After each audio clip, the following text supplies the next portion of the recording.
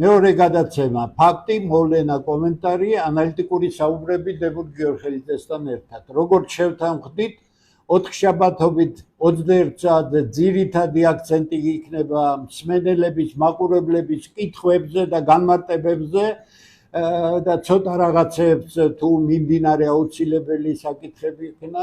5 შაბათს 21 საათზე ჩვენ გვექნება მიმდინარე პროცესებზე საუბარი და შაბათს 21 საათზე ჩვენ გვექნება მთავარი ანალიტიკური გადაცემა. აი ეს არის ჩვენი მიმოხილვის 3 დღე კვირაში აუცილებლად იქნება. მე აგვისტოში აქ ვარ, არცად გავდივარ, იმიტომ რომ დასვენების დრო ახლა არ არის. მოდი დავიწყოთ იმით, რა კითხვებით დაცვეს ჩემი გადაცემის მსმენელებმა. მე მინდა გითხრათ, რომ უდიდესი მადლობა და უდიდესი სტიმულია ჩემთვის. წინა გადაცემა, რომელსაც არც რეკლამა ჰქონია და არც არაფერი, 41,000-ზე მეტმა ადამიანმა ნახა, ბევრი გაზიარება, მოწონება. ჩემთვის ეს არის გითხრათ სიმართლე დიდი პასუხისმგებლობა. მე უდიდეს პასუხისმგებლობას ვგზნობ საჯაროდ წარმოთქმული ნებისმიერი სიტყვის მიმართ. ამის უკან საათობით ნაფიქრია ანალიზია გაკეთებული, სანამ რაიმეს ვიტყოდე და მე იმედი მაქვს, რომ კიდევ უფრო გაიზრდება, როდესაც ეს გადაცემა ცნობილი გახდება. ალბათ ხვალ ვეცდები ეს გადაცემა ავტვირთო უკვე YouTube-ზე და თქვენ გექნებათ საშუალება და სხვა მაყურებელსაც კიდევ უფრო ფართოდ იქნას გაშუქებული ის ყველაფერი, რასაც ვამბობ. აი, თავარი რა კითხვები იყო წინა გადაცემაში, მე ვფიქრობ, რომ იყო რამდენიმე მნიშვნელოვანი კითხვა, რომელიც ვფიქრობ, რომ უნდა ყურადღებით იქნას განხილული. პირველი, რომელიც იყო, რაც ნიშნავდა საქართველოს ნატოს წვრთნები, რომელიც სულ ახლახან გაიმართა. როდესაც რამდენიმე თვის წინ ითქვა, რომ ნატოს წვრთნები გაიმართებოდა, მე მაშინ ძალიან ნეგატიური შეფასება გავაკეთე, იმიტომ რომ პოლიტიკა, რომელიც არ ჯდება გეოპოლიტიკურ კონტექსტში და საქართველოს ნამდვილად მოქცეულია მსოფლიო პოლიტიკის ეპიცენტრში, სამხრეთ კავკასიასთან ერთად დამოუკიდებლად არა. სამხრეთ კავკასია, ახლო აღმოსავლეთი და შუა აზია არის ერთი გეოსტრატეგიული სივრცე, სადაც უახლოესი 30-40 წელი განვითარდება მსოფლიოს მთავარი მოვლენები.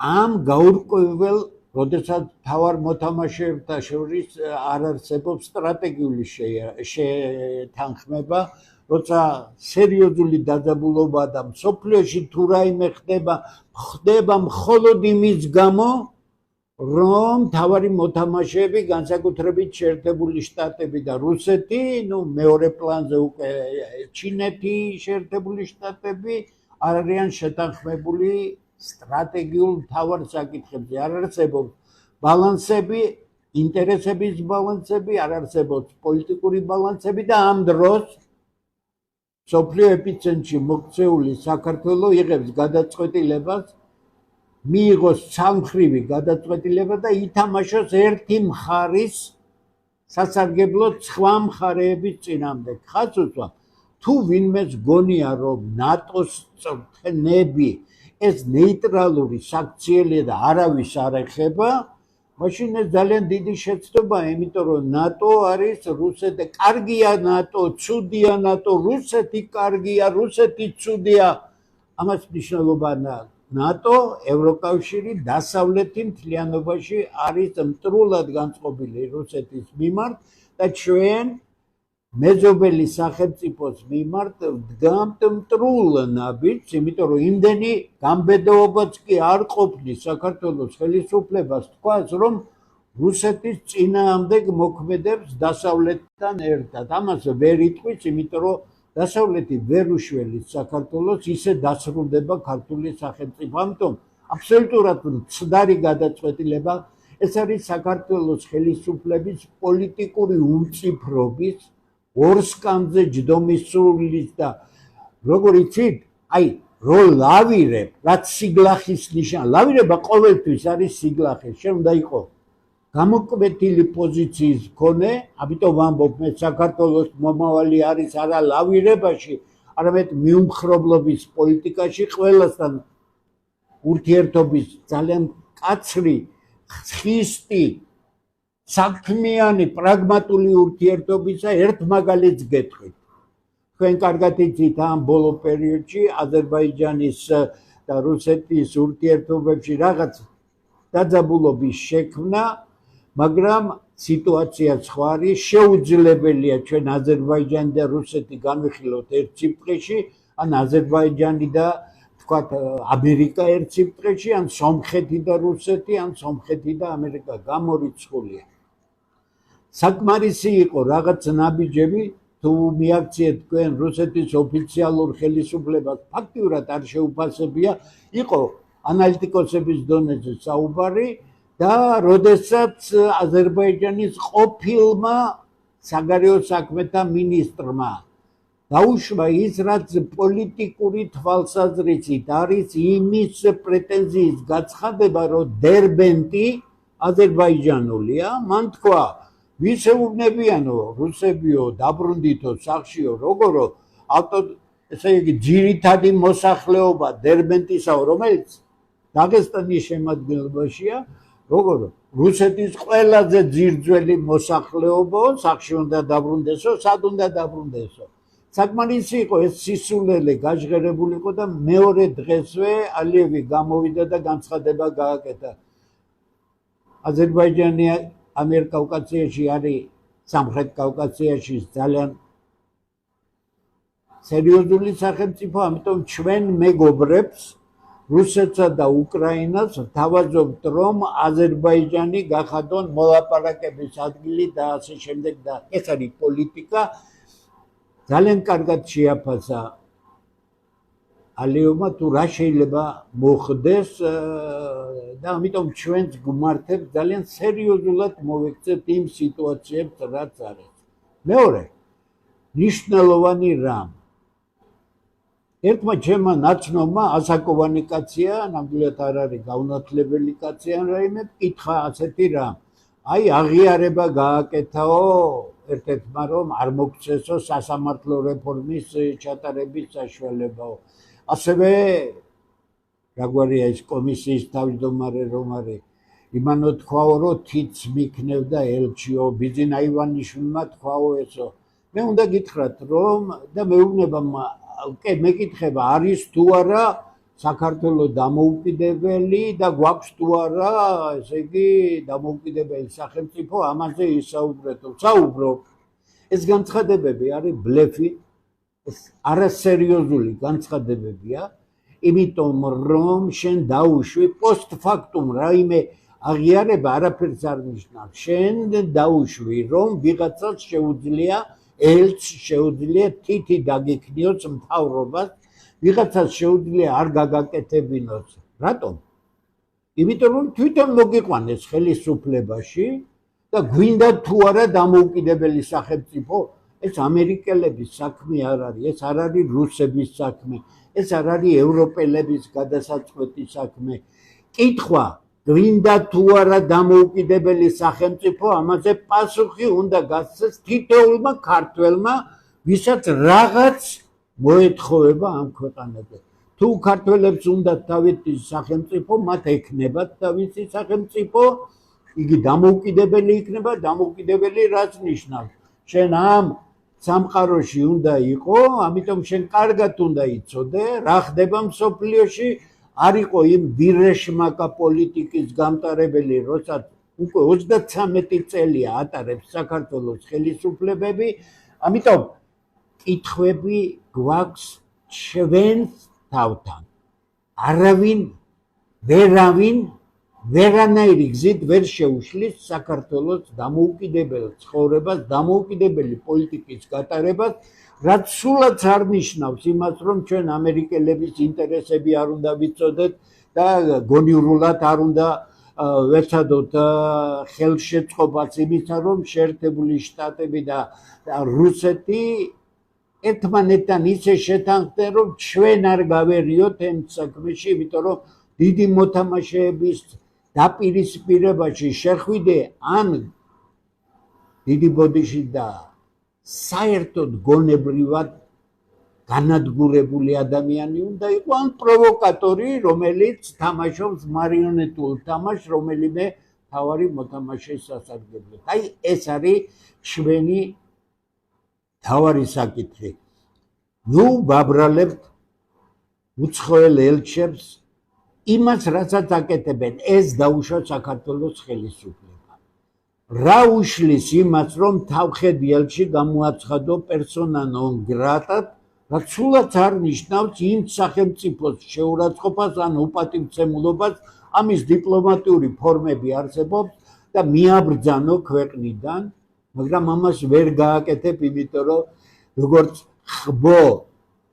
ხბოს ახტინებით შეყურებ ამ ელჩებს, ფული გინდა მათგან, გინდა კარგი სიტყვა თქვან შენზე, დადიოდე ბრიუსელში, სულ ფეხებზე გეკიდოს მეზობელი ქვეყნები, შენი ქვეყნის მომავალი, აირჩიო ყალბი იდეოფიქსები, ამ დამპალ იდეოლოგიას დაეფუძნო, რასაც ნეოლიბერალური, მყრალი ლიბერალური პოლიტიკა ქვია და შენი ქვეყანა მიიყვანო ფაქტიურად განადგურების პირზე, გაუნადგურო განათლება.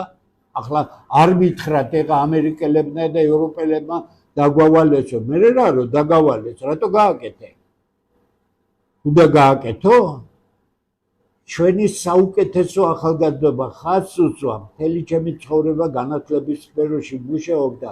იმდენად რთული საგნები მაქვს წაკითხული ახალგაზრდებისთვის, რომ ძალიან კარგად ვიცი, რა დონის გონება გახსნილობა არსებობს საქართველოში, რა წვდომა შეუძლია ქართველი ახალგაზრდები თუ ჩვენ მას წესიერ საგანმანათლებლო სისტემაში მოგწევენ, მოვაქცევთ, სოფლიოში არ არსებობს მეცნიერება, რომელსაც ისინი ვერ დაეუფლოთ. არ არსებობს სფერო, სადაც ისინი წარმატებული არ იყვნენ, მაგრამ არა ამ განათლების სისტემით. არა ქვეყნის განადგურებით, მეცნიერების განადგურებით, ნამდვილი განათლების განადგურებით, საინჟინრო საბუნებისმეტყველო მეცნიერებების უგულებელყოფით და ქართველების გადაყვანით მომსახურებაზე. ეს არის უდიდესი დანაშაული, ეს არ არის დასავლეთის დანაშაული, ეს არის საქართველოს ხელისუფლებების დანაშაული. რაც წარმოადგენს დღეს საქართველოს? ეს არის მომსახურე ქვეყანა, ტურიზმიო, ისიც დაბალი ხარისხის, ტურისტის ძარცვაზე აგებული, სტრატეგია აქაც უბარგისია, ბორდელების ქვეყანა. თბილისი თუ არ შეურაცხყოფს ეს ღირსეულ ქართველს, მე საერთოდ არ მიმაჩნია ქართველებს. გახდა აფრიკისა და არაბული ქვეყნებისთვის სექს ტურიზმის ნომერ პირველი ქალაქი. არაფერს ვამბობ ბათუმზე ყველგანაცია, მაგრამ თბილისი განსაკუთრებით გამორჩეულია. თბილისის ცენტრში 40-მდე ბორდელი, კაზინოები, რომელიც სახელმწიფო ბიუჯეტზე დიდი ფულის გამოკონტროლებლები არიან. მე ვსაუბრობ მხოლოდ ოფიციალურად თვითონ რასაც წარმოადგენენ, თორე კაზინოები ეს არის საშინელი სამრეცხაო, სად უდიდესი სამრეცხაო ფულისა და ეს ხელისუფლების პოლიტიკის შედეგია და არა კაზინოს მფლობელები რა უნდა დავანაშაულო, ან მე ბორდელის მფლობელი რა უნდა დავანაშაულო. ვერ დავადანაშაულებ, იმიტომ რომ ეს არის სახელმწიფო პოლიტიკა. გვინდა სახელმწიფო? თუ გვინდა სახელმწიფო, ასე არ ექცევია. არავინ არ აძლევს ელჩებს იმის უფლებას, რომ ისე მოიქცნენ, როგორც საქართველოში იქცევიან. აი, ჩემი პასუხი, ჩვენ თვითონ გვაქვს მოსაწესრიგებელი ბევრი რამ, ჩვენ თვითონ გვაქვს გასარკვევი ჩვენთან ბევრი რამ და მხოლოდ ამის შემდეგ შეიძლება ჩვენ რაიმეზე ვისაუბროთ. ქვეყანა არ ვითარდება. ქვეყანა იცლება მკვიდრი მოსახლეობიდან. სამაგიეროდ ბალანსი, რაოდენობა მოსახლეობისა არ იცვლება, იმიტომ რომ გეგმაზომიერად შემოდის ის ქვეყნები იმ ქვეყნებიდან, რომელიც სრული კატასტროფაა საქართველოსთვის. გვინდა თუ არ გვინდა ქვეყანა, რაზე ვილაპარაკო ახლა მე რომ რა ქვია იმ ქალს კეთო ვერ დავიმახსოვრე გვარი რაღაც კომისიის თავმჯდომარეა მინისტრია ხო თითი დაუქნია რა ხვი თუ არის რომ თითი დაუქნია და გაჩერდა რა ან ბიძინა ივანიშვილი შეაშინეს და თითი დაუქნიეს და ამ თემებზე არ შეიძლება საუბარი ეს არის პოლიტიკური სისუსტის პოლიტიკური უსუსურობის გამოვლენა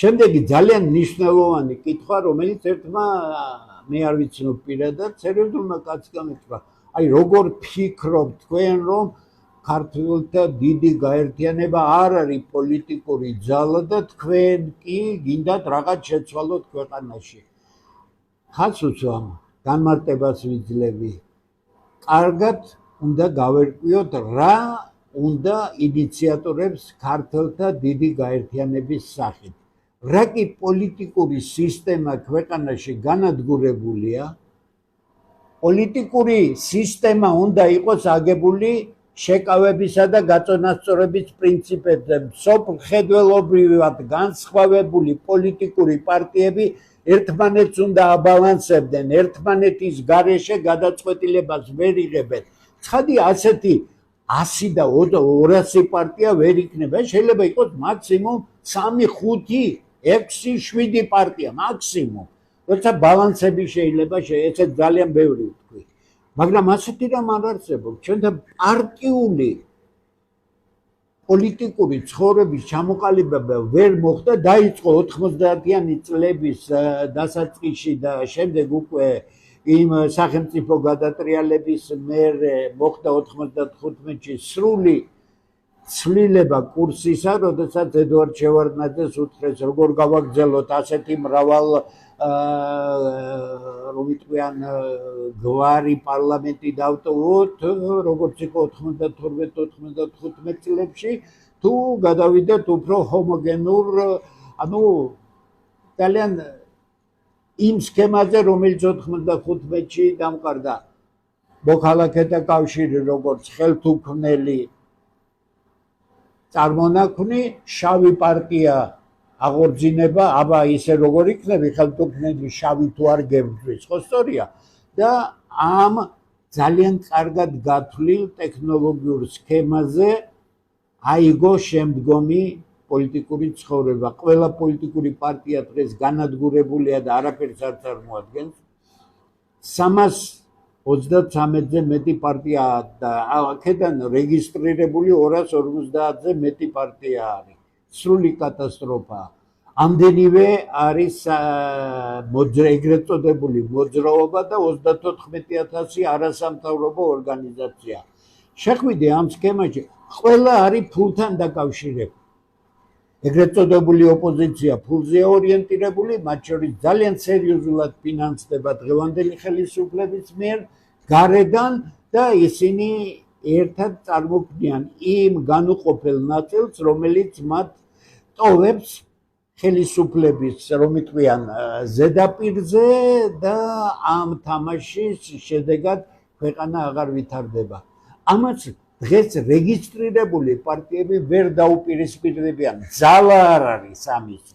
ამიტომ ჩვენ გადავწყვიტეთ სხვალამ, რა კი მე ყველა კუთხე კუნჭული მაქვს ნანახი ქართული პოლიტიკისა და მე უნდა გითხრათ, რომ ჩემ ცხოვრებაში ყველაზე ცუდი ადგილი, რომელშიც მე ვიყავი 4,5 წელი, ეს იყო საქართველოს პარლამენტი, მაგრამ წამოვედი იქედან, იმიტომ რომ იმ დარჩენა უკვე ღირსების შეურაცხყოფა იყო, იმიტომ რომ იქ არაფერი არ არის. იქ არანაირი პერსპექტივა არ არის. მაშინდელი პარლამენტი დღევანდელთან შედარებით 10 თავით მაინც მაღლა იდგა. ამიტომ უნდა მოხდეს ის, რაც არის ერთადერთი გზა.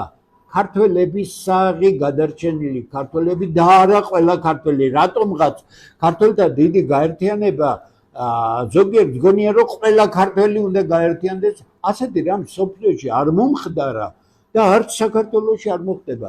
ჩვენ გვინდა გავაერთიანოთ ის გადარჩენილი ქართველები, რომლებსაც ტყივა ეს ქვეყანა, რომლებსაც წარსული აწყო და მომავალი ამ ქვეყანასთან, ამ ფანტასტიკურ კულტურასთან არის დაკავშირებული და აქვთ იმის გამბედაობა, რომ ამ ძიმე სიტუაციაში, როცა ყველაფერი წაღებული აქვს ამ ეგრეთ წოდებულ ხელისუფლებას და ეგრეთ წოდებულ ოპოზიციას, რომელიც ერთი მთლიანია, თითქოს და არაფერი არ ჩანს, კიდე გეუბნებით.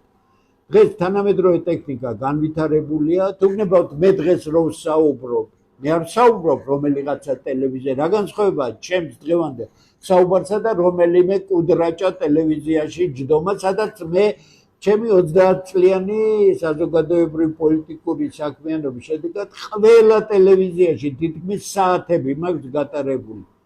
მაგრამ იქ ჯდომა არაფერს არ იძლევა, ჩვენ გვჭირდება დამოუკიდებელი ინიციატივები.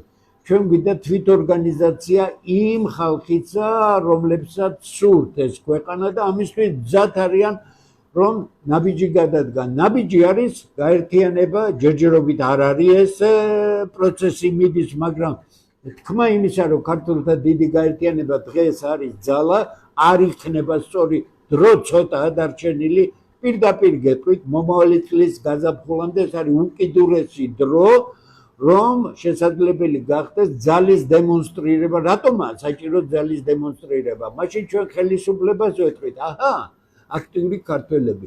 მათ უნდათ ასეთი ხო ხარ ფაქტიური ხელისუფლება? მართალია არალეგიტიმური ხელისუფლება ხარ. ორმაგად არალეგიტიმური ხარ. ერთი ის რომ 92 წლის სახელმწიფო გადატრიალების შემდგომ მოსული პოლიტიკური ძალების მემკვიდრე ხარ. მეორე მხრივ 2024 წლის საპარლამენტო არჩევნებში ისე წაიყვანე საქმე, რომ შენს მეტი არავინ არ ზის. საქართველოს დღევანდელ პარლამენტში და ეს ევროპელებმა კარგად იციან. თუ არ გირტყამენ თავში მხოლოდ იმიტომ, რომ იმედი აქვთ, რომ ეს სუსტი ხელისუფლება დაყვება მათ ნებას.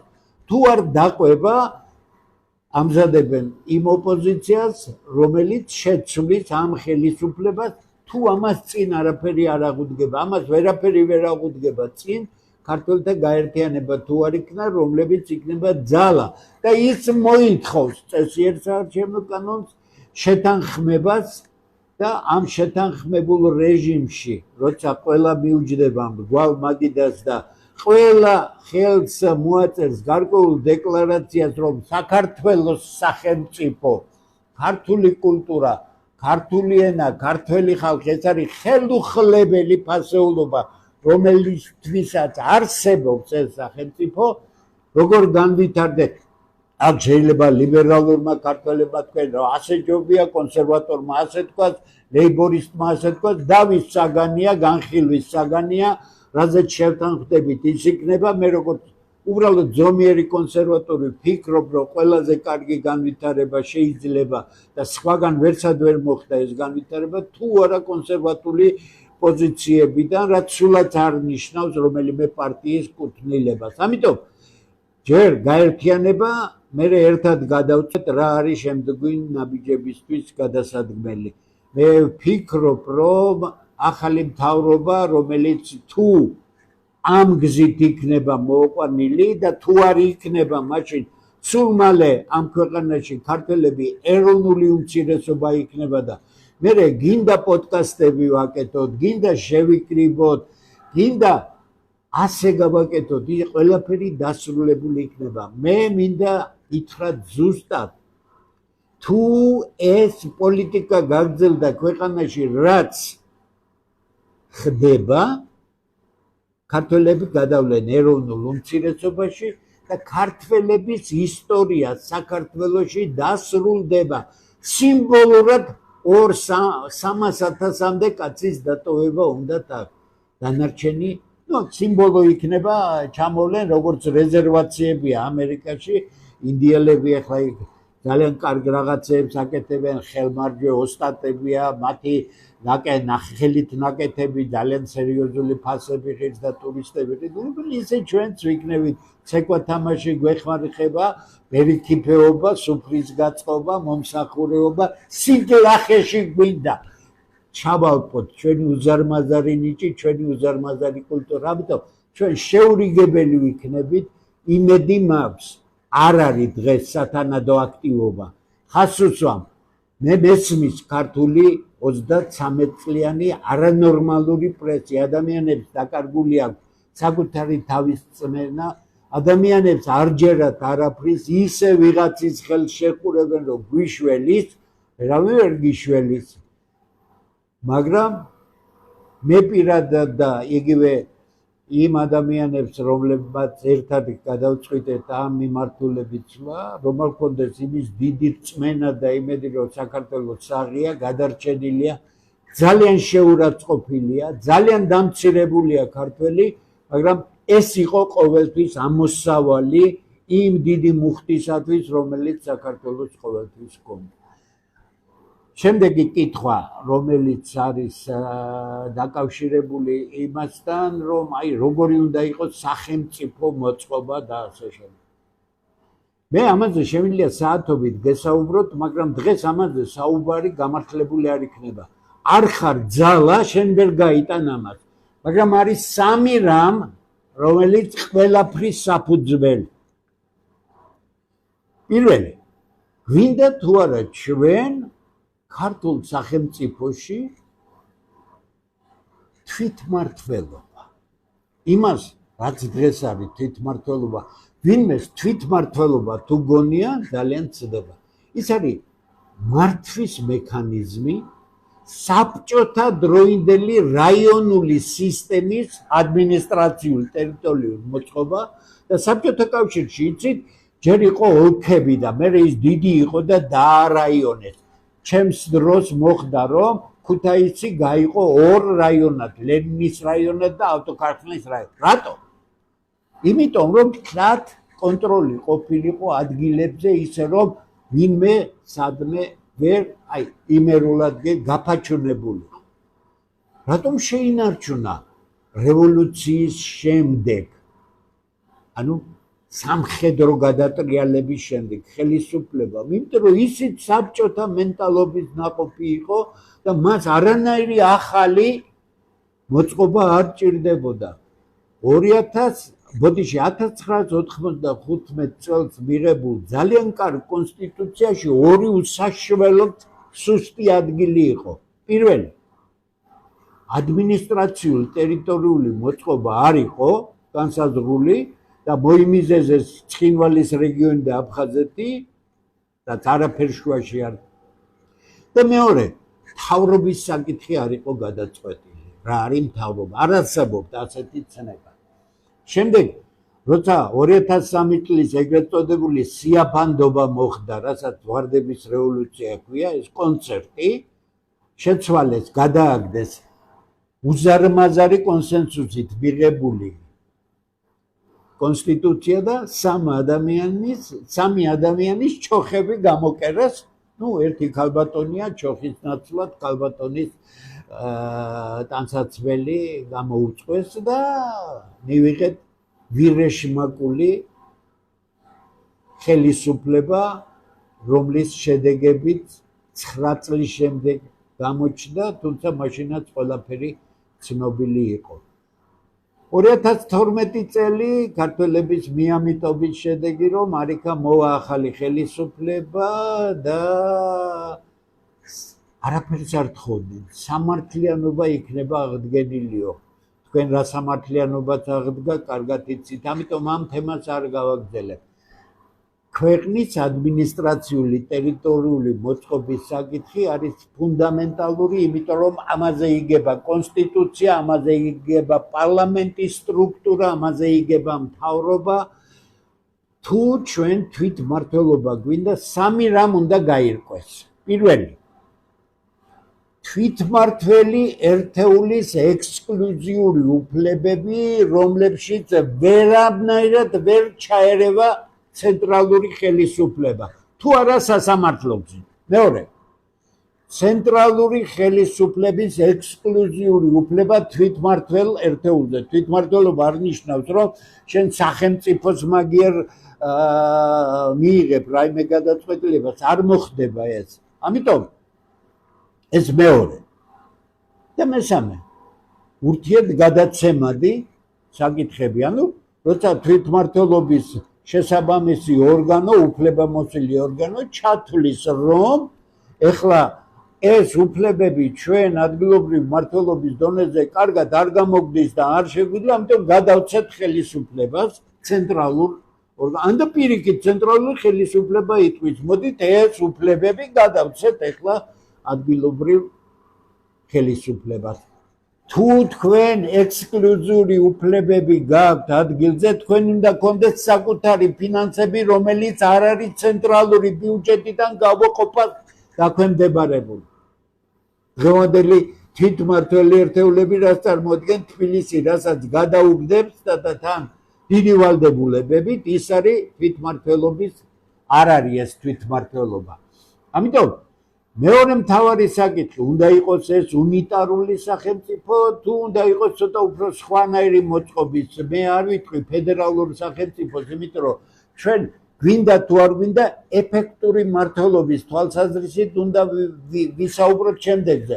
საქართველოს შეიძლება თუ არა რამდენიმე დიდ მე არ ვამბობ რომ ისტორიულ მხარეების მაინდამაინც საზღვრებში უნდა წარმოვიდგინოთ. ასე შეიძლება, მაგრამ ეს ეფექტური არ არის მართვის თვალსაზრისით, რესურსების თვალსაზრისით.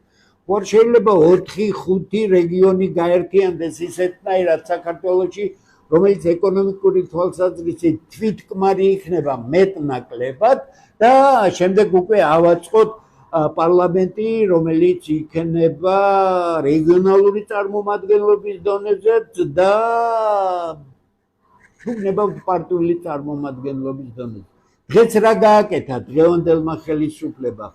საერთოდ აიგდო ქვეყანა მაცხრად, როცა დაუშვა ერთ საფეხურიანი პარლამენტი მთლიანად პარტიული წარმომადგენლობით და არაფერი შემაკავებელი ამ პარტიულ ინტერესს არ აქვს.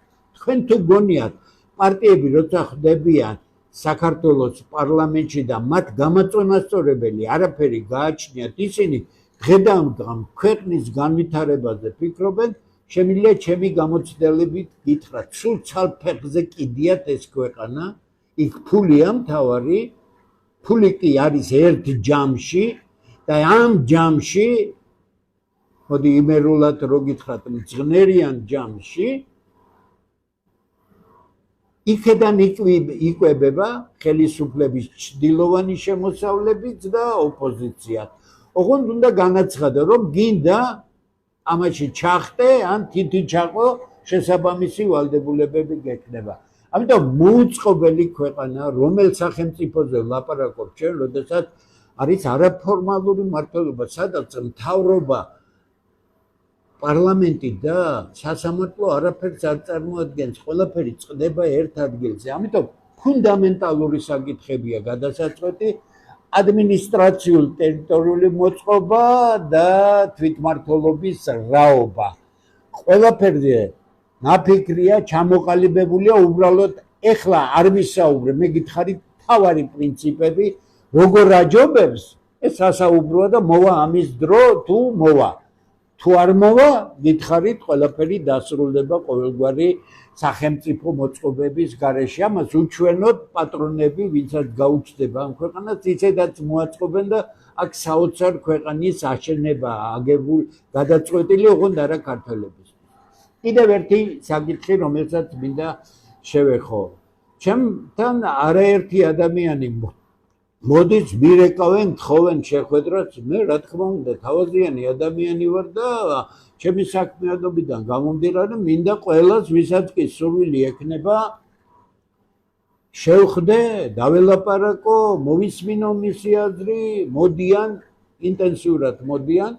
ვიღაც ერთი პიროვნება ამბობს, რომ რაღაც გამოაქვეყნა, რა ვიცი, დედოფალი თუ ვიღაცით სახელით, რომ თურმე, ესე იგი, უფლისციხე ებრაელების ყოფილა, ანუ საქართველოს ეს არის ებრაელების ქვეყანა და ასე შემდეგ უაზრობებს წერს აბსოლუტურად და იქ ერთ-ერთ ადამიანად მეც ამყავარ დასახელებული, რომ აი ვიყავი დებურ გიორგელიძესთან და მომისმინა და ესე იგი ვითხრა, რომ წარმატებები მისურვაო კვლევაშიო. თუ ერთ ადამიანს მაინც შეუძლია იმის წარმოდგენა, რომ ჩემთან ვიღაც მოვიდა და ამ სისულელეს შესახებ ისაუბრა და მე მოусმინე, ძალიან ცდებით, არ ყოფილა ასეთზე. მე გავიხსენე ვიღაც კაცი, ვიღაც ლეკიშვილი, მახსოვს ბუნდოვნად ჩაწერილი მაქვს გვარი და სახელი, ნახე სპეციალურად, არაფერი ამის მსგავსი საუბარი არ ყოფილა, ვერ იქნება. მე ყველაზე უფრო ვინც მომწერა ეს იმ ხალხის და ვინც ეს ნახა, მინდა მაცაყურადღებოდ თქვა. 32 კაცია იქ დასახელებული. დარწმუნებული ვარ იგივე სიტყვიან, რაც მე ვთქვი, იმიტომ რომ ისეთი ხალხია დასახელებული, ასეთ სისულელეს არც კი მოისმენდა. მაგრამ ნახეთ ეს კაცი როგორ წერს თითეული გვარის, ამასთან ვიყავი და ეს მითხრა, ამასთან ვიყავი. ასე იქცევიან არაფრის მაქნისი ადამიანები, ამიტომ არის ფიქრობ, რომ მე შეიძლება ასეთ რამეზე სულაც არ მიმაჩნია, რომ ებრაელების არის ეს ქვეყანა.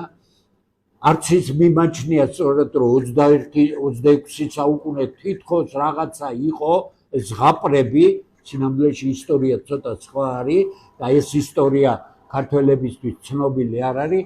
ებრაელების ხალხის მიმართ პატივისცემა მაქვს, ძალიან გაზრდილი ვარ ებრაელებში, მეგობრები მყავდა სტუდენტობის დროინდელი ებრაელები, ძალიან კაი ხალხი, მაგრამ მე არ ვცნობ სიონიზმს, არ ვცნობ სიონისტ ებრაელებს, მე მათ არც ვძახი ებრაელებს, ზურიები არიან, უბრალოდ მე ამას არ ვაკადრებ ებრაელს, ძალიან დიდი პატივისცემა ჩემი ამ ხალხს, მაგრამ არა სიონისტებს. ამიტომ ვერავით არის საქართველო ვერ იქნება ებრაელების, ვერავით არ უფლის ციხეს ვერ წაიღებენ, ვერავით არ მცხეთაში ახალი იერუსალიმს თუ წმინდა იერუსალიმს ვერ გააკეთებენ, იმიტომ რომ ეს არის ილუზიები. დიახ, ისინი ყიდულობენ მცხეთაში სერიოზულ ქონებებს, სერიოზულ მიწებს. ეს ხდება საქართველოს ხელისუფლების ხელშეწყობით, საქართველოს ხელისუფლების ხელშეწყობით არაბული ფირმები ყიდულობენ ქართულ მიწებს, უკვე 100 ჰექტარია ნაყიდი და ჩვენ უნდა ვეძებოთ არა ებრაელებში პრობლემა, არა არაბებში პრობლემა, არამედ საქართველოს ხელისუფლებაში და ეს ყველაფერი არის თემები, რომლებიც ჩვენ ქართველთა გაერთიანების გაძლიერების კვალობაზე უნდა დავსვათ ხისად და თუ ძალა არ იქნა ხელისუფლება ამას იგნორირებას გაუკეთებს. რატომ უნდა გაუწიოს ხელისუფლებამ თქვათ ერთ კაცს გასაგებია მათ არ მოწონთ რასაც ვაპარაკოთ, მაგრამ მე ერთი კაცი ვარ, ნუ ამ წუთში თქვათ 4 კაცი ვარ, თქვათ 2000 კაცი ვარ, ეს ძალა არ არის. პოლიტიკაში არავინ არავის არ უწევს, ანგარიშთვის ძალა არ არის. ამიტომ თქვენი წარმოდგენა თითქოს პარტია თუ არის, ვინმე მას უნდა დაუჭიროს, ხალი პარტია ძალა არის? რაში გამოიხატება ამა თუ იმ პარტიის ძალა? მითხარით, რომელია ძალა? გვარამი არის პოლიტიკური პარტია, რომელიც ბიძინა ივანიშვილის ფულით არის შექმნილი და ბიძინა ივანიშვილის ინიციატივით, ან და სხვა ვიღაცეები, ან ასე და ასე. ბევრჯერ მithქვამს ამის შესახებ. ძალა არის ის, რომელიც მოქმედებს ღმერთის ამ ქვეყნის და საკუთარის თავის წინაშე სუფთად და მათ ნამდვილად აინტერესებს, რომ საქართველოში მოხდეს მემკვიდრეობითი გადაცემა ქართული კულტურისა, ქართული ენისა, ჩვენი წარმოდგენებისა, რომელიც განათლების საფუძველზე ვითარდება, უმჯობესდება. რა ვითარდება, მითხარით? რა ვითარდება? ნახეთ, რა დონემდეა დასული განათლების სისტემა. გუშინ გამომიგზავნეს ერთი სიუჟეტი. თავარი არხის იყო, გონია, ესეც არსებობს, მხოლოდ იმის გამო, რომ ბიძინა ივანიშვილი ამ ტელევიზიებს პირველი მხარდამჭერია, თორე ნებისმიერ ნორმალურ ქვეყანაში ეს ტელევიზიები ვერ იარსებებს, იმიტომ რომ ანტიკონსტიტუციური. რა გადაცემა, იცით? გოგონა სრულიად ახალგაზრდა, მე მგონი უდედოდ დაბადებული და მამა ვიღაცა ექნება. ბოდიში ქუჩურად ვიტყვი ჩმორი, მეორე ასეთნაირ გოგონას ეუბნება, უნდა აიგზალოს თუ არა ხმაურიანი სექსი. ის პასუხობს, ნახეთ, რამხელა განზოგადება გააკეთა. კი, უნდა აიგზალოს, იმიტომ ჩვენც გვინდება და არ გვეძინება.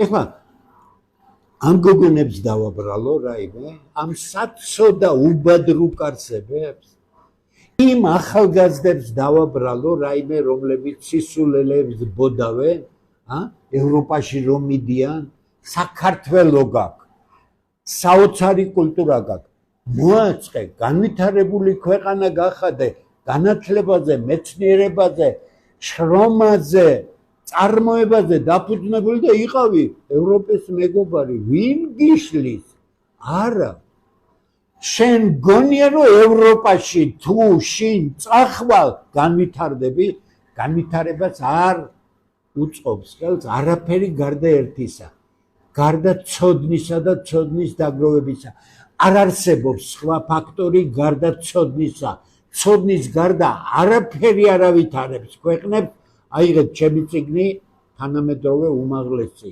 მაკროეკონომიკა აიღეთ მეხუთე თავი დასავლურ მეცნიერებაში 30 წლის განმავლობაში დიდი ინტელექტის დიდი მეცნიერების შაბის შედეგად უცებ ვერ მიიღეს შედეგი როცა დაისვა საკითხი რატომ არის ერთი ქვეყანა ღარიბი მეორე მდიდარი რატომ ვითარდება ერთი ქვეყანა არ ვითარდება მეორე ქვეყანა ასე ეგონათ ისე ეგონათ 30 წლის მერე ჩამოყალიბდა ყველაფერი ერთადერთი ფაქტორი რომელიც შეიძლება განვითარებას იწვევდეს ეს არის ცოდნა და რანაირი ტემპით იზრდება დროსთან შესაბამისობაში ცოდნა თქვენი ორიენტაციები თქვენი ნეოლიბერალიზმი თქვენი ყალბი ადამიანის უფლებები თქვენი თავისუფლებები რომელიც ვირეშმაკობა გონდეთ გაიკეთეთ ერთ ადგილზე ამიტომ მე